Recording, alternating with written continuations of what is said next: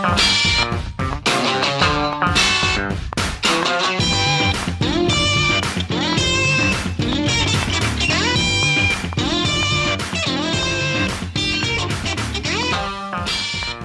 just can't help but smile when I hear that tune because I know it's time for another week of the RecPoker podcast. This is the forums edition of the show. I'm your host, Jim Reid, blusterini in the home game and at RecPokerJim on Twitter. And I've got the best freaking job in the world. I get to just hang out here talking to my friends about this fantastic game of poker here on the strategy edition of the podcast every Monday night while we steal each other's chips and then free nightly play money home game. So the first thing I have to do is mention that we are brought to you by Running Aces, the official sponsor of the RecPoker podcast. They're less than an hour north of the Twin Cities in the beautiful state of Minnesota, and you can find out more about them at runaces.com. Most of what we do here is free, so we really depend on the support of our sponsors and also of our premium members who take part in our training material and study opportunities for only $15 a month. And one of the perks of being a premium member here at RecPoker is that you get to join the podcast. So once I introduce you to a few Wrecking Crew members, you're going to get to meet a few premium members here as well tonight, which I'm always so excited when they do. I'll just remind everyone, you can sign up for a free account at RecPoker. All it takes is an email address and a smile, although we do insist on both. But if you want to take your game to the next level, you can join our premium membership for only $15 a month. And you get your first month for only $5 when you use the code RecPoker at checkout. Now, they let me host the show on Mondays, but I am just one man. It takes a group, a gang, a crowd, a crew to make the magic happen here. We call this group of wizards the Wrecking Crew. Of course we do. And if you want to find out more about me and the rest of the Wrecking Crew, you can go to rec.poker/crew. But you can also just listen up. You're going to meet a few of them right here tonight on the show, starting with the one and only Mark Zhang. Hey, I'm Mark Zhang, and once a month we do a hand strategy analysis. It's the first Thursday of the month, and you can find me on the Wrecking page under Mr. Bullet. And I'm Rob Washam. You can find me as Rabman50 just about everywhere. And on the first and third Wednesdays of every month, you can join me for the book study. And our current book is Excelling at No Limit Poker. And like I mentioned, we've got a couple of premium members to welcome tonight. The first one is Terry Langdon. Terry, a new friend I made in Ireland who's decided to come and join RecPoker and see what all the fun is about. Terry, would you like to introduce yourself to RecPoker Nation? Yeah, hey guys. Terry here from Calgary. Actually, it's kind of ironic. I used to live in Ontario, like 16 years ago. I'm probably not too far from where Jim is now. Ironically, I'm in Calgary, and it took, a trip all the way over to Ireland to meet Jim and find out all about RecPoker. I'm looking forward to helping it grow out here in Alberta. Right on, man. Well, I'm glad we both took that trip. It was a pleasure meeting you and Tammy as well. Real. Yeah, you guys as well. Cheers. And another premium member joining us here, Lauchlan. We're going to talk a lot about you over the course of the next few episodes because we're actually tracking your progress, your journey, your ascent into the live poker scene down there in Australia. So please share a little bit about yourself and what you've been up to with RecPoker Nation. Yeah, so hi, I'm Lauchlan Swann. I go by Dingo on the Discord or on Instagram, Swan Poker. Essentially, I've recently left my job to play poker full time. I've been playing now 2.5 years, coming up to 3, and I've had some success, like just learning and playing the game, just through watching the various podcasts and listening and doing some study and stuff like that. So it's more of a deeper ascent into the game now and trying to learn what's going on. So I recently just had a very good run at the Australian Poker Open where I came third for 120,000. So that's a very good start. Yes, the poker career. Beautiful. Yeah, it's obviously very exciting. It's very surreal in a lot of aspects. So I'm really happy to be here. Thank you for having me. That's great, Lauchlan. Well, I remember when you joined a couple years ago, or maybe a year and a half ago, I remember we were doing a big emphasis. We were having a lot of guests in Australia, talking to a lot of folks in Australia, and you joined up. And I was really interested in the way that you approach poker. You've got a very like intuition-based approach to outplaying the other players at the table. And then we both ended up in Las Vegas in June for the World Series last year, and so we got to actually hang out and meet there.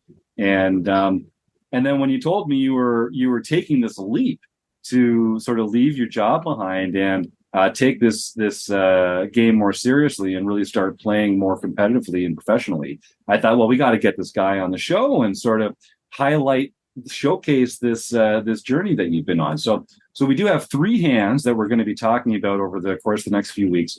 But first, I want to talk to you just a little bit about what it takes to decide that being a recreational player is a good training ground, but you're at the point in your career when you can actually leave the stability of a day job and just focus on poker. Like, what was it about your poker game or your understanding of the game or the game selection that was available to you that made you feel like, because listen, for a lot of people, this is a terrible decision. Like, for a lot of people, this is very irresponsible. I don't encourage people to do it. We've got Mark is also a professional tournament player here on the panel tonight. So you guys have really taken a leap that is working out very well for you. But I do want to caution our audience: this isn't for everybody. What made it a good decision for you, Lauchlan?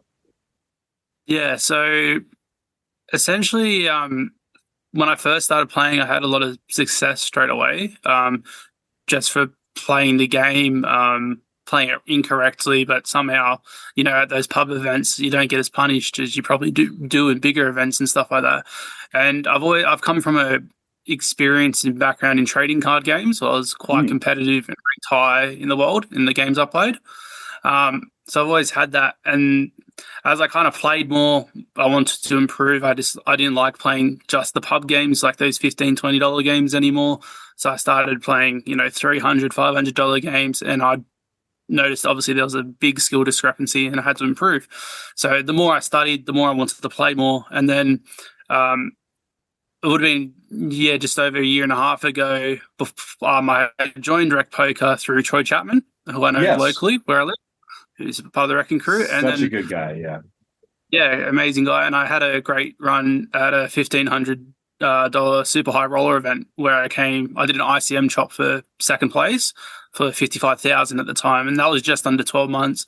And then I had won a package through my local league to go to Vegas for a week. So obviously got the thing. And so the more success I had, and the more understanding I had of the game, it didn't change how I play, but it helped me understand like why I was doing certain things wrong or certain things right, and it kind of intrigued me. And then as I played more, that's all I really thought about, and my work life became less of a priority.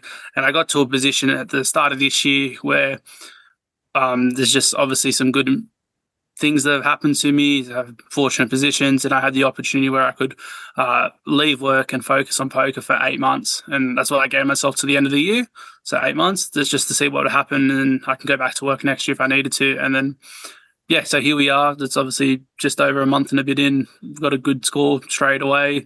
I strictly really only play tournaments. I've delved into playing a little bit of cash now, like at the casino, just to try and make the bankroll consistent, I guess, or stay at a level, because obviously the variance of tournaments is so high.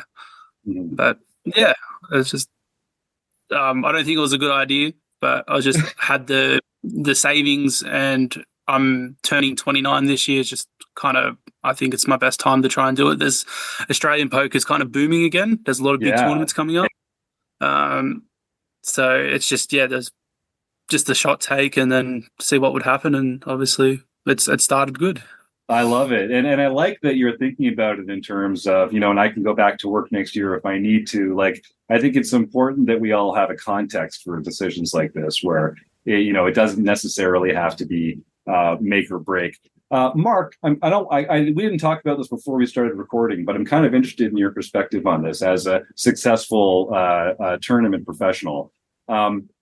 I think a lot of our listeners, they're recreational players, but they think, oh, wouldn't it be cool to be a poker pro? And like, maybe that's something I can aspire to. Uh, if someone told you, like Lauchlan here, that they're kind of starting on this path as a professional, do you have any advice or pitfalls to avoid, or something you wish someone had told you when you decided to take your own game from recreational to professional? And again, sorry for putting you on the spot, but does anything kind of jump out at you? I think one advice I would give a lot of people is to actually set take time in a week, a day or a couple hours to actually put that into like studying, actually studying, not just looking at charts. Like that doesn't help, but actually getting into the nitty-gritty of every decision you're making. I think like a lot of people, they transition to tournaments or to poker, whatever, because they are talented. But at some point, talent isn't enough.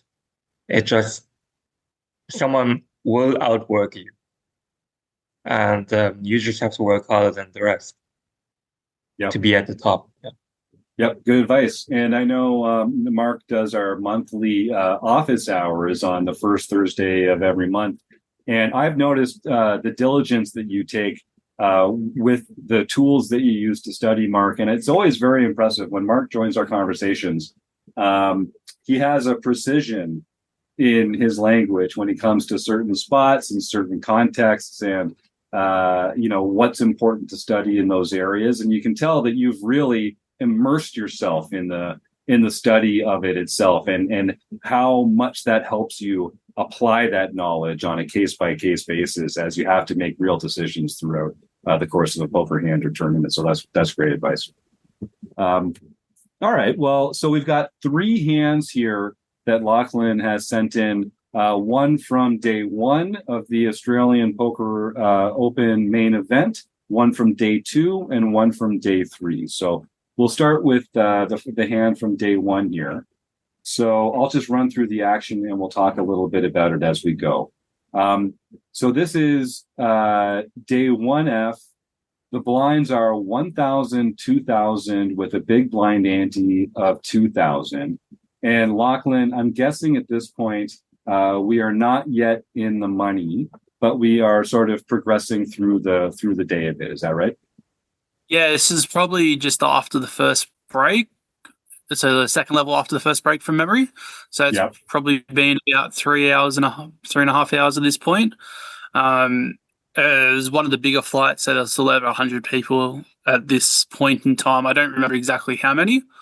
But yeah, so obviously quite early. The big thing to note about all the flights for this event played to 12.5% of the field, and then you're automatically in the money.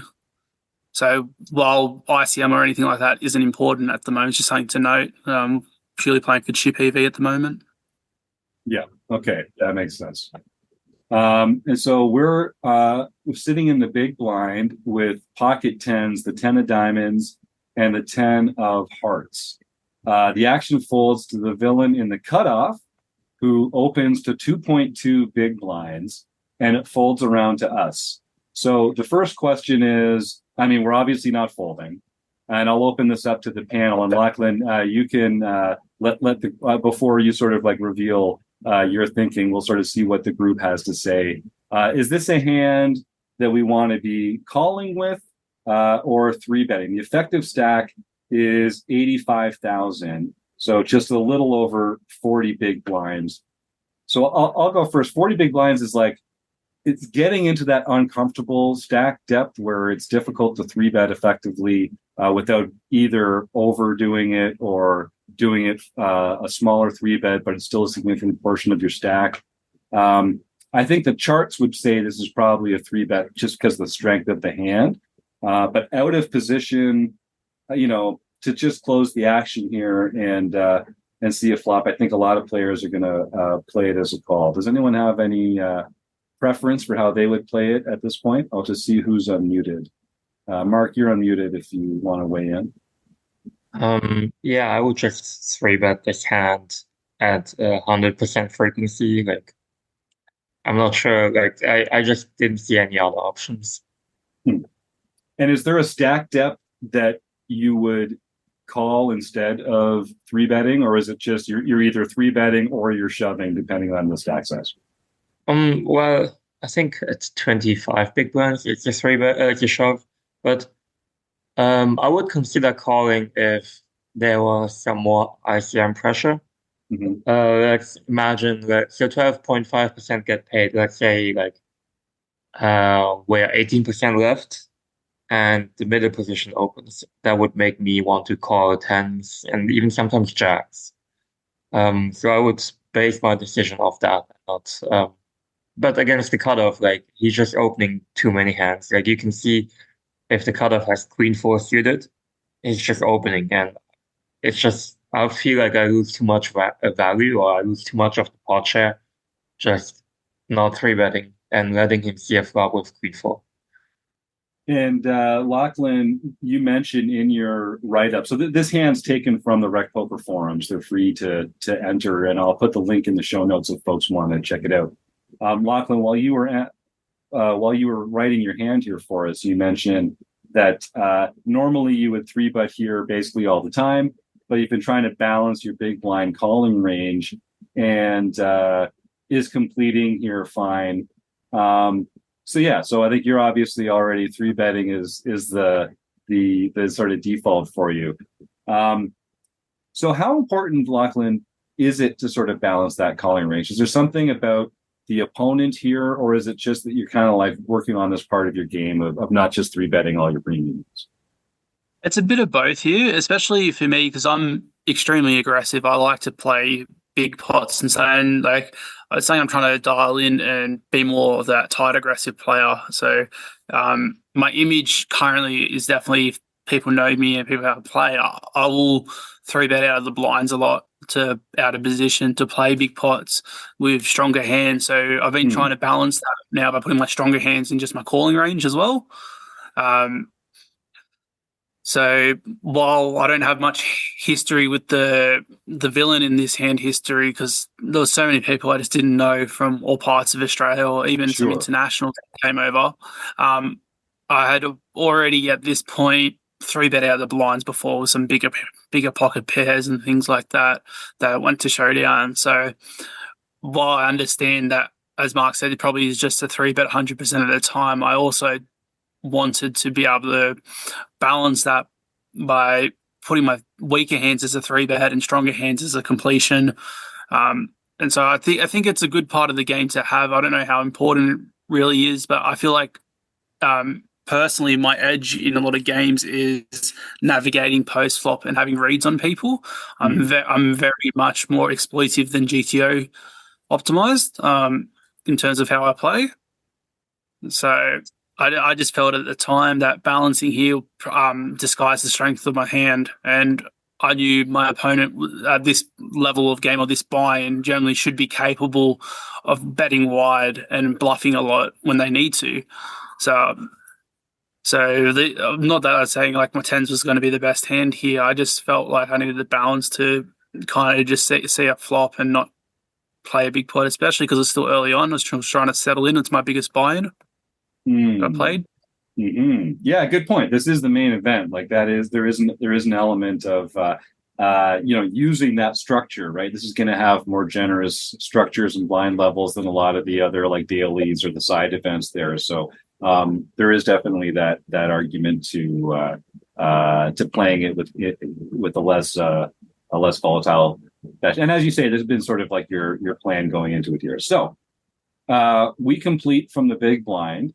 The flop comes Queen 5-8 Rainbow, which is a pretty good hand for us, a pretty good board for us, rather, with pocket tens.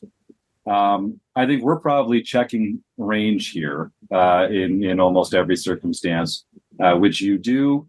The villain down bets to 1.6 big blinds, and at that point, it's our turn to decide, okay, we're obviously not folding. We've got pocket tens on Queen 5-8, facing a very small bet. So we could call or we could check raise.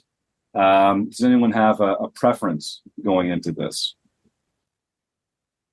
I think it feels like we might have one of those hands where if we check raise, we're actually allowing our opponents to play perfectly, where they're going to continue with the hands that beat us and just fold the hands that we beat. So it feels like a pretty natural call at this point, even though you do want to protect, the strength of your hand. Sometimes you just have to play some poker. So Lauchlan, you do call. I think that's uncontroversial here. We get to the turn. The turn is the queen of hearts. So now it's queen, 5, 8, queen, and there are 2 hearts on the board. And recreational players, less experienced players, you see that queen come up and you're like, oh, damn. Well, now like they might have a really strong hand. But this is actually a fantastic card for us, because if they had a queen, they were already beating us. And now it's even less likely that they do have a queen, because there's 1 fewer queens in the deck. And again, we're going to be checking, I think, 100% of the time here. It's hard for us to rep having that queen, having played the flop the way that we did. And the villain checks behind, which to me really weakens their range. Anyone here in the group, Terry, Rob, Mark, do you have any thoughts about, are players getting sneaky and checking back a queen there? Or can we fairly reliably decide that we're probably ahead at this point with our pocket tens? I don't see a lot of people. Yeah, Mark, do you want to jump in? So I think to the turn it was played good. Like, I don't see any other action we should have taken. Like, I have no comment. It's good. And Terry, sorry. No, please. I find that sometimes checking back a very strong hand on the turn will automatically make your opponent think you're weak and could bluff catch on the river. So I don't know. I like checking back strong hands on the turn. I mean, I'll balance it though by betting strong hands on the turn as well, and sometimes betting very heavily. So you got to mix it up. And I do think, like, when I'm in that position, Terry, that you're describing, particularly if the other player is an aggressive player, that Lauchlan has kind of said was his image at the time. If you bet and they don't have anything, they're likely to fold. But if you check, maybe they'll put the bluff out there, and then you get to collect a little something out of that pot that you wouldn't have won otherwise. That makes sense to me. Rob, did you have something? No, I was just going to say the same thing. Basically, by betting here, you're only going to get called by better hands, and you're going to fold out worse hands. So, I mean, you want to bet for value, right? But what kind of value are you going to get? What is he going to call with? Basically, he's saying he doesn't have any part of this at all. He doesn't have a queen. He might have an ace. What has he got? Ace jack. What is he? He could have anything from the cutoff. He's going to be very wide. So at this point in time, any bet you make is not going to get you value. It's just going to get him to fold worse hands. So you might as well just check it back right now. Yep. All right. So sounds like there's some consensus here. The river comes the 5 of diamonds. So now we've got queen, 5, 8, queen, 5. So it's a double paired board. It's now on us. So this is the next decision point. We have to decide, are we going to lead here? Which I think we should probably be doing with a bunch of our bluffs, because our opponent has shown some weakness. If they don't have a pocket pair, it's going to be very difficult for them to continue on this board. I think ace high probably folds, overfolds, depending on the sizing here.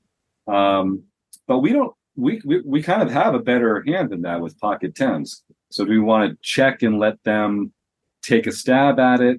Or do we want to lead and see if we can get called, or maybe even induce a raise? Lauchlan, so you decide to go for a pretty small bet relative to the pot, but all the bets have been pretty small so far in this hand. So I don't think that that's giving away too much. And in your write-up here, you say, is block betting the river here fine, or would it have been better to check and bluff catch here with the tens, which is, I think, the question. And you specifically define it as a blocking bet, which to me means one that's small and that typically you're going to fold to a raise with. What was your plan when you made this bet here? Was it well? First of all, tell me about the blocking bet, and then we'll talk about what you might have done had they raised. Yeah, so I decided to block bet here for two reasons. One was my opponent, obviously, I felt like was capable of mixing in good check raises as bluffs here and for value. And I wasn't sure after he checked the turn about the actual strength of my hand. While the queen is a good card for me, the check is very, in my mind, my opponent could be very deceptive here because if I was my opponent and I had like king queen suited or ace queen off here, and after how the flop played out, I actually probably would have checked as well. So when I'm thinking about these kinds of situations, I just try and imagine what I would have done, and versus what the theory is. And I don't know what the theory is a lot of the time, so it's mainly I'm versing myself. And then I throw in my opponent's image. And then the other important part of it, or why I blocked it, I had the 10 of hearts. So I blocked a lot of the heart combos that he should have on the turn that would have bet as well. So I'm block betting here to either call a small raise, but if somehow finds a massive blast here, I probably would have to fold and just give credit as a creative move on the queen high flop that he bets down bet. Because normally in theory, down betting and then checking is perceived strength at times as well, not just weakness. It's a polarizing check on that turn, isn't it? You don't see that a lot, but it really does hold both the very, very strong hands and the very, very weak hands. You kind of expect them to see bet some of those bluffs and then some of the medium strength hands as well. So that's interesting. You don't see a lot of polarizing checks. That's an interesting element to this one. Rob, did you have something you wanted to jump in? I was going to say I probably don't block bet here. I think this is a perfect bluff catcher. A lot of aces and kings are going to feel pretty good right now, with the two pair on the board and not a lot of betting going on. There's no betting or raising going on. So I think a lot of aces and kings are going to feel pretty good and going to be able to put out a bet there that you can easily call with your pocket tens. So I probably would not have block bet that for that reason. I would more likely bet if I had a hand like ace five, or not ace five. Let's say something like ace 10. Well five's doing pretty well. Like ace 10. If I had a hand like ace 10, I might bet here because there I'm blocking him having an ace. And if he wants to get frisky with a king, that'd be great. Or if he wants to fold his ace, that would be great because you're potentially folding out a chop. So I might bet an ace here, but probably check the tens. And now I'm expecting Mark to tell me why I'm really wrong.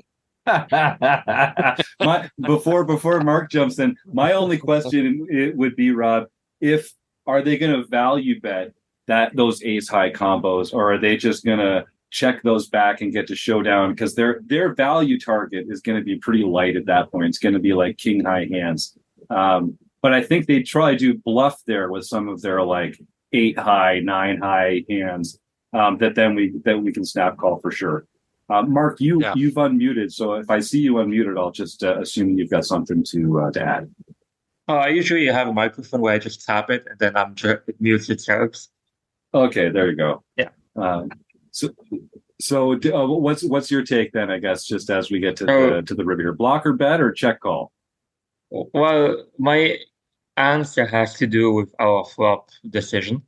Okay. So if we check our 1.5 big blinds on the flop, we actually have a super wide range. Like I think you're supposed to continue like 80% or 70% against that sizing. So it's all sorts of hands. It's like king 4 of clubs. I mean, the obvious is 6, 7, 9, 10, 9, 7. Sure. But it's like even 4, 6, like some just random like jack 6 or jack 7. Like it's just so many hands. So I just don't think Lauchlan, is that how you say the name? Okay. So I just don't think our hero in that case would bluff for that sizing. So it's just very value heavy, and it would never get called by ace or king highs. Like maybe from an ace high, but not like king high would fold. Maybe you get called by an eight or nines or pocket sixes and sevens. But because we have so many like trash hands, pocket tens is actually really high. Like besides a queen or a five, we just have tens, which is like one of the best hands. So next to full houses, right? And we have all these bluffs. So for that reason, I would just go for pots or 2x pot on the river. Mm-hmm. Yeah, I do like that. It has mainly to do with the flop decision because we just have so many trashy hands. Yeah. So, and like I said, like we should be bluffing here a lot, I feel like. And so when that's true, it means we should be using a bigger sizing, and then we should definitely be using it for some of our stronger hands. And as Mark points out, like we didn't 3-bet pre-flop. So very unlikely that we have aces or kings or pocket queens or even pocket jacks. And if you don't have a queen or a five, pocket tens really are, or I guess pocket eights, the next best hand. So we really are quite high up in our range. So one more thing is, like maybe in reality, people would struggle to find calls, but the math behind betting big and getting called versus betting small and getting called, it's just like when you bet big and get called, it's worth more. Like even though you get called less, but I don't know. Like I just go big and I get called a lot. I don't know. Maybe people like to just like to station me down, but I just basically for me it's like I'm betting the amount I want to get called by, and it feels like shopping actually if I actually have it. Yeah. Like just to bet whatever I want to get paid. Yeah. I like that. And I do think there is, certain villains are in a position where they're inelastic to the sizing. Like it's just like, does he have it or doesn't he have it? Can I snap off a bluff here? He should be bluffing a lot. Like, why would he bet so big if you really had it? Like there's definitely people that. You just use my aggressive image, right? Yeah. I mean, I've shown you hands how I'm just like going bananas sometimes. Oh yeah, you're a psycho, Mark. We all know you're a psycho. Yeah. It's really hard to fold to me, right? Right. You're going to get called. You're going to get called in some of those spots. So, and I think Lauchlan has a very similar kind of like aggressive persona and playing style. So that's interesting. I really like that. Personally, I'd be thinking like, how can I get called by a pair of eights here? If someone had like 8-9 or 7-8 or something like this, they might play it like this. They'd make the small bet on the flop. Maybe they'd check back the turn. They probably should be betting the turn, but maybe they check back the turn. And I'd be thinking, okay, how much can I bet to get an 8 to call me? I'd probably choose a size in between the sizes that you guys are talking about. But I think Mark's point about the big bet, even if it gets called, 20% as often, if it's 1,000, if it's 10 times the size of the blocker bet, then you're still printing money, even if it gets called less frequently. Also, one more thing. I believe that most people would call an 8 on the river, and people would make no difference between king 8 or ace 8 and 8-7 and 8-9. Where against a big bet, you should probably start folding 8-7 because you block bluffs, but people don't care about it. People have 3 pair and they just call. So here's where people deviate from GTO, and you don't have to actually play GTO. You just bet big because you have it, and they are going to call every 8. Pretty nice setup.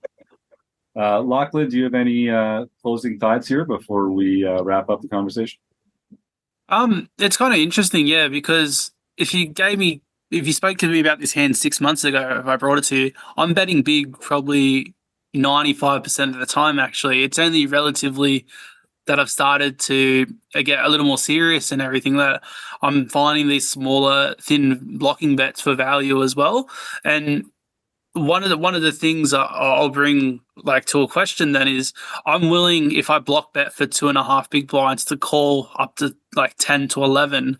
I think is reasonably the bluff catch off my small blocking bet. And that's kind of where I was at. But it's really interesting because like 6 months ago, I just sort of blasted just over pot 1.5 pot or something like that, and just hoped I had the better hand as to more the theory of it. It's just like me praying I had the best hand. So it's very interesting.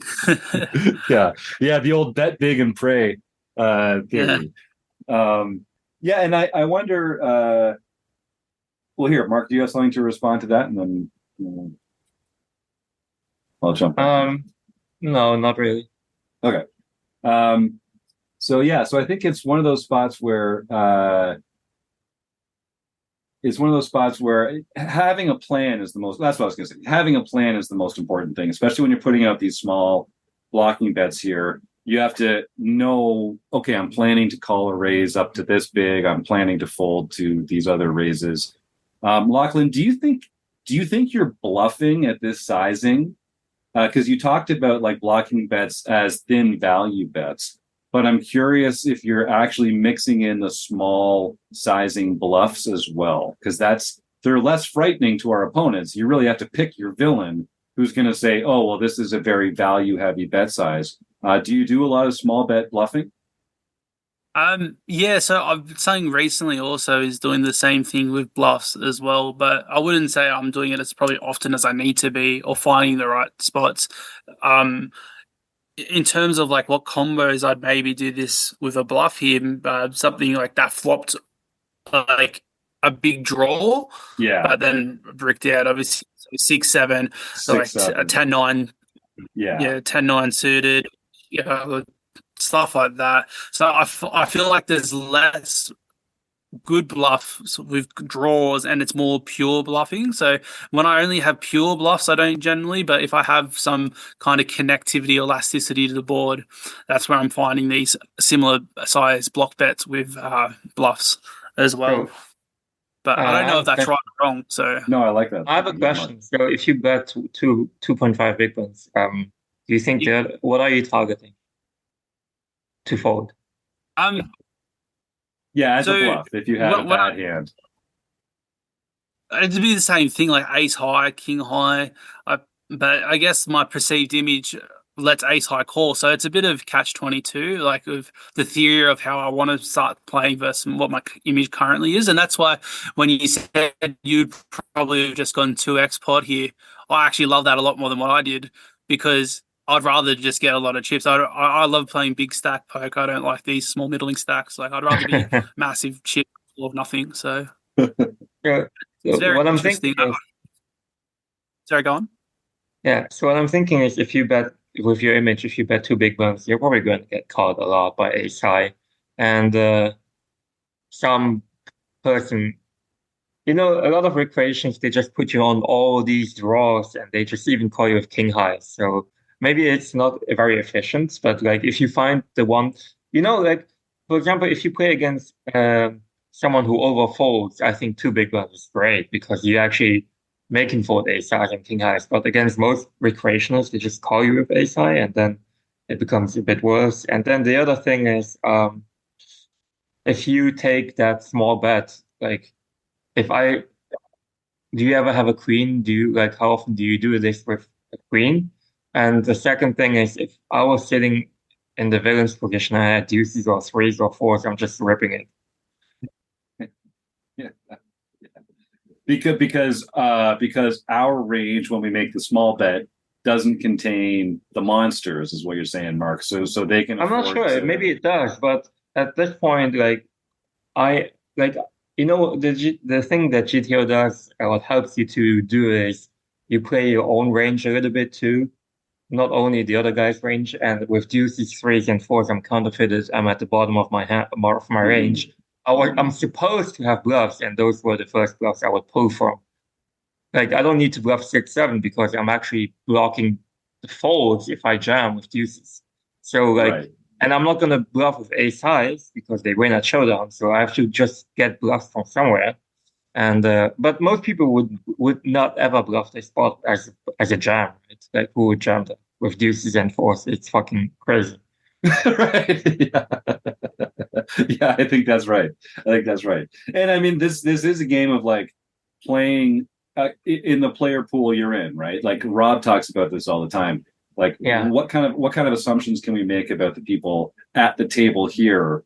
You know, as opposed to like playing against a GTO bot that's going to find those bluff combos that other people aren't. But yeah, I like that. I mean, the reason why he would fold is because most people would like he would block with tens and fold to a raise is because most people don't do it, right? Right. Exactly.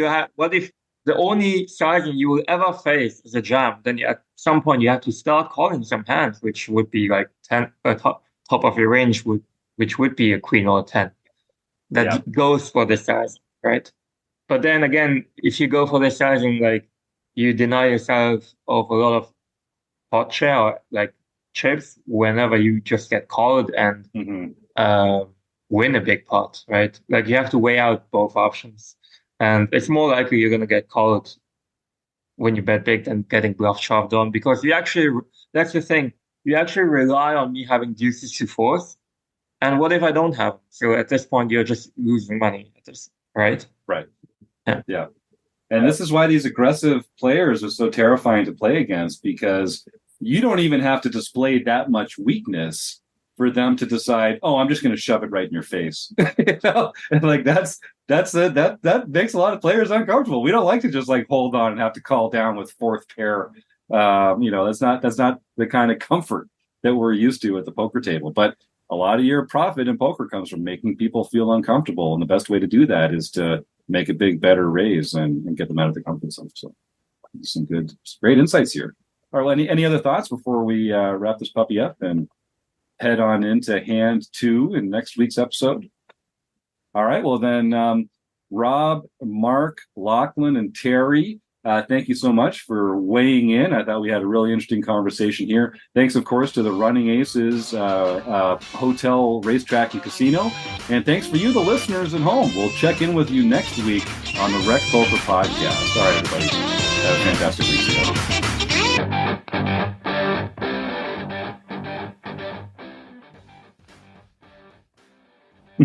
week.